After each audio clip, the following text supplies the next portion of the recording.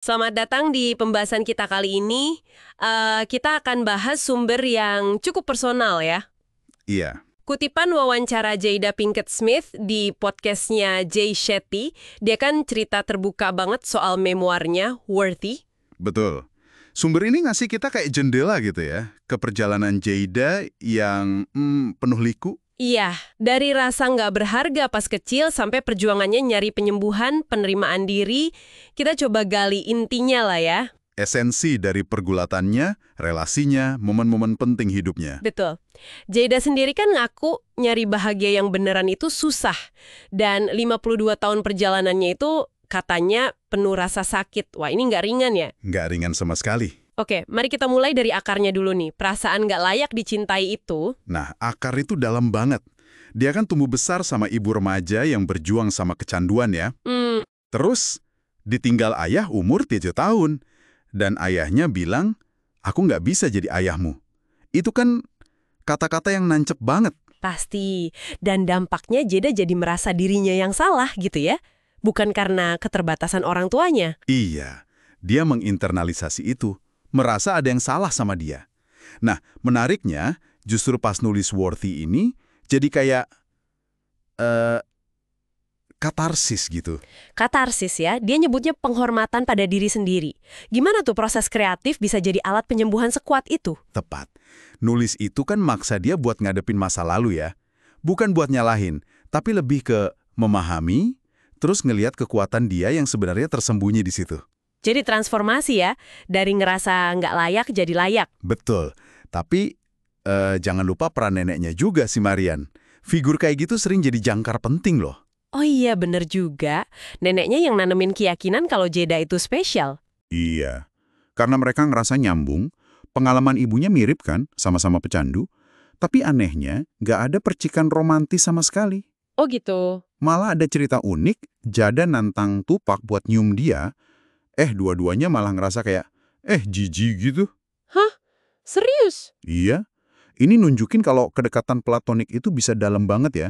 Mungkin orang luar susah paham. Menarik sih. Terus pernikahannya sama Will Smith. Jada kan nekenin banget ini bukan dongeng. Bukan sama sekali. Fakta kalau mereka pernah pisah beberapa kali, termasuk di 2016 itu, dan publik nggak tahu. Ini kan ngasih konteks penting buat istilah entanglement yang viral itu ya. Penting banget. Jadi entanglement itu kejadiannya pas mereka, ya bisa dibilang udah pisah lah. Hidup masing-masing gitu. Ah, oke. Dan klarifikasi Jada soal mereka nggak pernah punya open marriage, tapi lebih ke kesepakatan buat transparan, itu juga menarik. Jadi bukan bebas ngapain aja ya? Bukan? Nah, sekarang kayaknya mereka lagi proses. Definisiin ulang hubungan mereka. Jadi kayak kemitraan hidup, persahabatan, fokusnya ke penyembuhan bareng. Will sebagai cermin terbesar buat dia. Wah, kedengarannya intens ya. Intens, pasti nggak selalu nyaman. Tapi ya itu, transformatif. Perjalanan ini juga bawa Jada ke titik paling rendah kan? Pengakuannya soal rencana bunuh diri di usia 40-an itu, wah. Itu cukup mengejutkan sih. Momen yang rapuh banget. Ngerasa sakitnya udah nggak ketahan, sampai mikir kematian satu-satunya jalan keluar. Padahal ya itu tadi, dari luar hidupnya kelihatan sempurna. Itu dia. Itu nunjukin betapa dalamnya luka yang bisa kesembunyi. Dan gimana dia bisa lewat. Dia nyebut plant medicine sebagai penyelamatnya. Oh, pakai itu ya. Pengalaman 4 malam ngadepin kebencian diri yang dalam banget. Itu pasti berat ya, tapi jadi titik baliknya. Iya, setelah itu katanya pikiran bunuh diri itu nggak pernah balik lagi.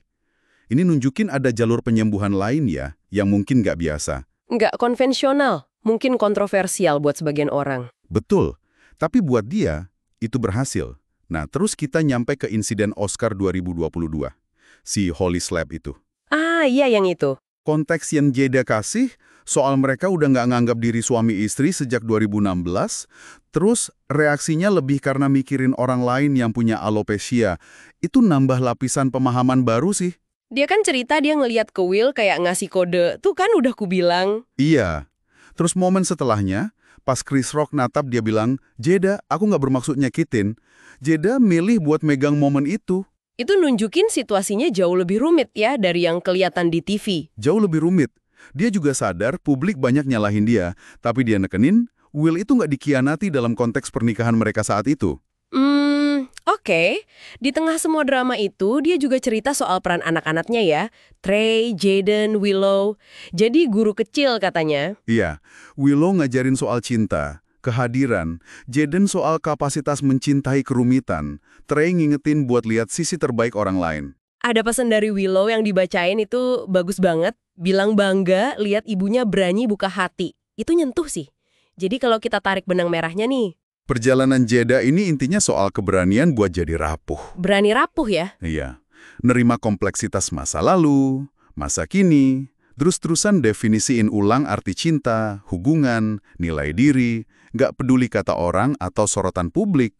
Ini bukan garis finish ya, tapi proses nyembuh yang terus jalan. Jadi intinya penerimaan total ya, nerima semua bagian diri, semua perjalanan, yang enak maupun gak enak, sebagai fondasi buat ngerasa layak. Betul, kekuatan itu seringnya malah muncul pas kita berani ngakuin kerapuhan kita. Setuju banget. Nah ini mungkin jadi pertanyaan reflektif nih buat Anda yang dengerin. Seberapa sering sih kita kejebak nilai perjalanan orang atau bahkan diri sendiri cuma dari sampulnya aja? Gimana kalau kita coba lihat tiap pengalaman, bahkan yang paling bikin malu atau sakit, sebagai bagian penting dari mozaik kita menuju pemahaman diri yang lebih utuh dan otentik.